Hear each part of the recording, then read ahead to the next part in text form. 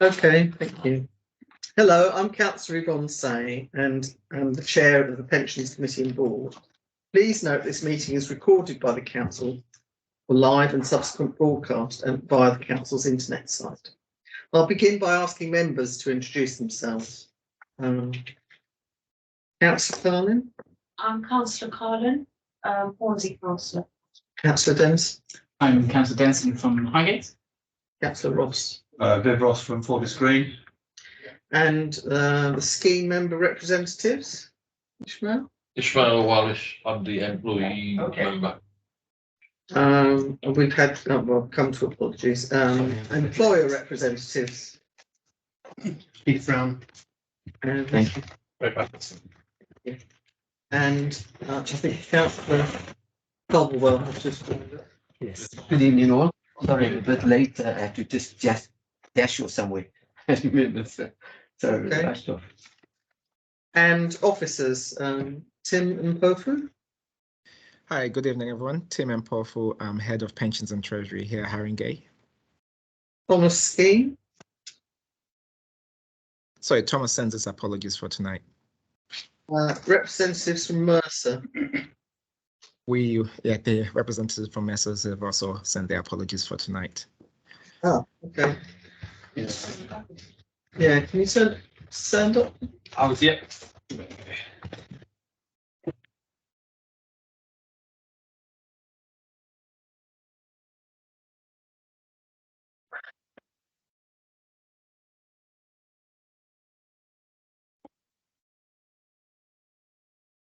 I want to change the channel. Tim, could you say something?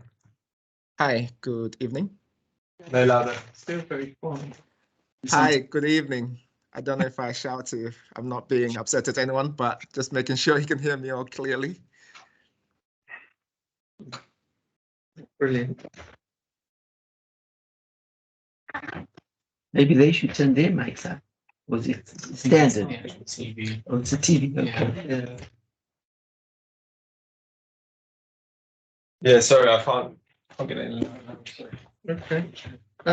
Jack, would you introduce yourself? I'm Jack Booth, the Principal Committee Coordinator. I'm covering for Fiona. And legal, Patrick. Good evening, everybody. I'm Patrick Hughes, the legal from Council Haringey Legal Department. I'm a legal advisor to the committee. Mr. Raisin. John has also sent his apologies for tonight. You'll remember that we discussed all the items on the agenda informally on the meeting of the 15th of March 2022. In the event of the meeting overrunning and members needing to go to full council meeting happening at 7 o'clock, I propose that we bring forward the decision-making items on the agenda. These are items 10 and 14. These will be heard after item 7. Agenda item 14 has an exempt appendix to be discussed separately at item 19. If there are no questions on the report at agenda item 14, then the recommendations can be confirmed in the public section of the meeting. If the committee have questions on the exempt appendix at item 19, the committee will have to resolve to exclude the press and public. I'm sorry this is all a bit confusing, but anyway. We go on to item 2, apologies for absence. So we have apologies from Councillor Berryman, Randy Plowright, Thomas Skeen, is that right as well? And John Raisin.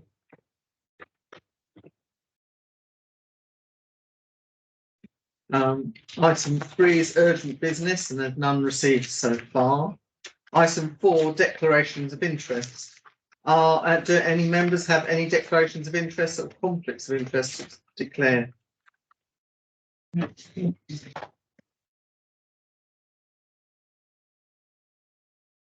We have no, item 5, no deputations, petitions, presentations or questions.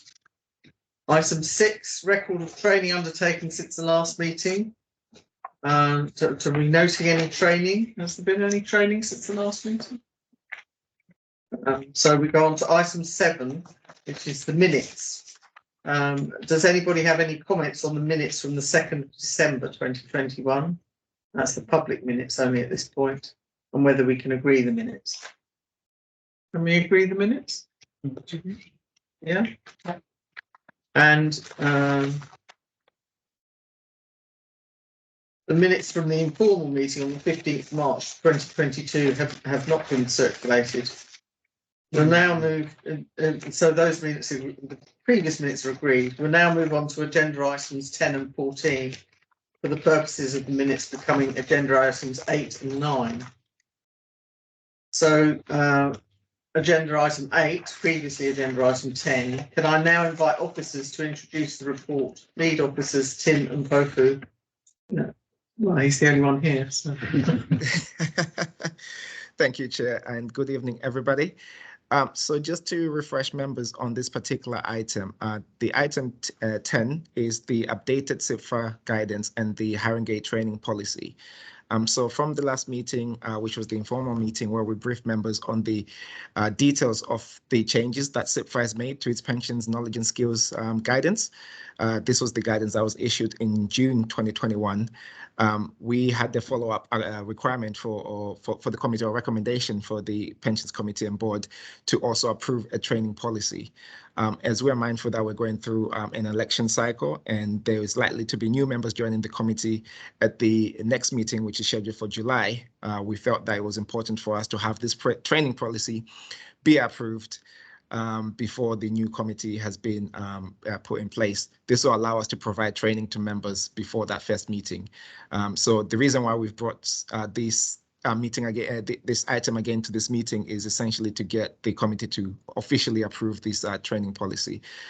Given that this has already been briefed to members, I won't go into the details of it again, but if there are any questions from members that they would like me to clarify on, I'd be happy to do so at this point. Does anybody have any questions? Councillor Dennison. I think it's more of a point again. I know that we've had this point again, but the turnover of the committee is something that really is a concern for me in terms of some of the members, and it's really, really good to have members that can commit to 4 years to build up that knowledge base to make sure that we're making really, really good decisions and informed decisions. So I would implore whoever is the next whips for each parties to make sure that as much as possible that they have stability of the committee, just because I think it really does. When I first started, didn't have much information and knowledge about pensions at all, and it's only with that time do you really get to have that build up of information. Okay, thank you for that. I would also say they need to have a little bit of training before they start the meetings, because we very often start this whole cycle again of explaining the whole sort of things again and again and again. That's a good idea. It's not difficult for them as well. Yeah. I don't know if you would like me to sort of say a few words to that, Chair. Go ahead. Yeah, so this point was raised at the last meeting, so I know that it has been minuted. So I think when the minutes are going to be shared next time, it will be included in there. And I think the action that was asked of officers was to work closely with the chair to write to the chief whips to get a commitment of some sorts from them. So we'll be able to brief members on that at the next meeting. Regarding the training and the amount of time it takes, I think, yeah, you're definitely right on that point. And that's, again, another reason why we think this training policy should be approved, so that we can conduct a training program for new members coming and joining, and also for existing members in terms of refreshing on any changes to do with the regulations around the governance of the local government pension scheme. Okay, so can we now note the independent advisors' papers appended as Appendix 1 and Appendix 2 to this report and the advice contained therein? Can we approve the adoption of the CIPFA 2021 Code of Practice on Local Government Pension Scheme LGPS Knowledge and Skills as outlined in Appendix 1 to this report? The adoption of this 2021 Code of Practice will be applicable to Pensions Committee and board members and senior fund officers. Do we approve this? Yeah. Yeah. And to approve the training policy for Pensions Committee and board members and senior fund officers of March 2022, attached as Appendix 2 to this report. Yes? Yeah. Yeah. Thank you. Item 9, property portfolio review. Can I now invite Tim Pofu to introduce the report? Yes, so thank you, Chair. So again, this was another important item that we did brief the committee on the meeting held, the informal meeting held on the 15th of March. Essentially, for members, just to recall, the fund currently has an underweight position to its portfolio, property portfolio, and the paper outlined various options on how we can go about addressing that. So one of the options was to agree a top up with Aviva of 30 million. And the other option was to also readjust our strategic asset allocation in order to make sure that we're able to actually make that additional commitment. So I think, yeah, that was discussed again in the exempt part of the meeting. The papers themselves, which Mesa did talk us through, they contain some confidential material. So again, if members would like us to sort of refresh that conversation, we'd have to go into the exempt part of the meeting. So I'm happy to take any questions on that. But if you're happy to, with the briefing that you received and you'd like to approve the recommendations, then yeah, happy with that approach as well. Okay, so if people have questions, we have to. No, we don't have questions. Anybody have questions? No, we don't have any questions, so we don't need to go into an exempt meeting. Do we note Mercer's review of property portfolio paper appended as confidential Appendix 1 and the advice contained therein? Yes. Mm-hmm. To agree that the pension fund commits to invest an additional 30 million to the Aviva Line Property Fund? Yes. To approve a change to the pension fund's strategic asset allocation within the investment strategy statement as shown in confidential Appendix 1. Do I say this out loud? Which part's exempt? And the recommendations on. They're not exempt. Okay. Namely to 1, reduce the allocation to core property managed by CBRE from 7.5% to 6.5%. And 2, to increase the allocation to long lease property managed by Aviva from 5% to 6%. To delegate authority to the Assistant Director of Finance, Deputy Section 151 Officer, to implement the above changes after consultation with the Chair of Pensions Committee and Board. This will include determining whether to make a commitment to the long lease property strategy through the queue or whether to seek to purchase units in the fund on the secondary market. This will be done after taking proper advice from the Pension Fund's investment consultant. And to delegate authority to the Assistant Director of Finance to update and republish the Pension Fund's investment strategy statement to be consistent with the decision making made above. Is that all agreed? I can't remember off the top of my head whether we agreed to go on the secondary market or. Well, we said if we could, we said we'd have consultation. Steve was going to find out what was available and see if there were suitable ones. We'd put that in. That would be quicker. And he thought there would be because there were people in the pipeline selling stuff, and it might be. That's right. Thanks very much. Chair, could I say I think the actual percentages to the investment managers and who's been increasing the interest might well be a confidential issue. I don't know. Rather than the strategy, I don't think it is, but Okay. who's doing it would normally be considered confidential. Although if we Sorry. I don't know if we could ring- Yeah.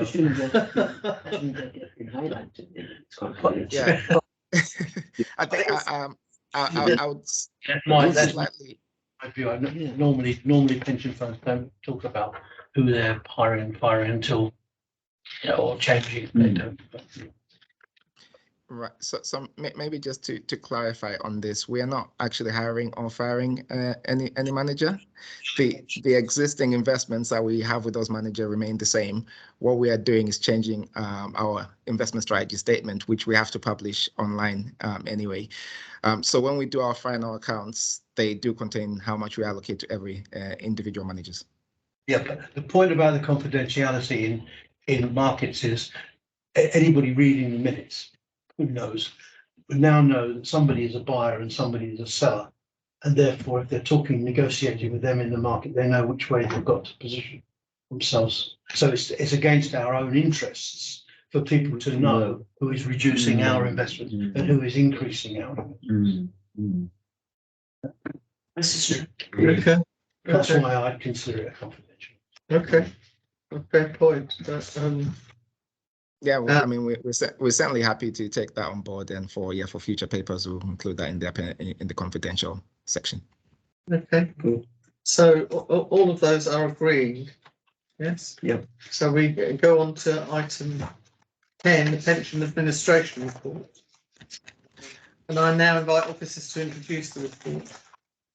All right, so just bear with me, Chair, just trying to find the report.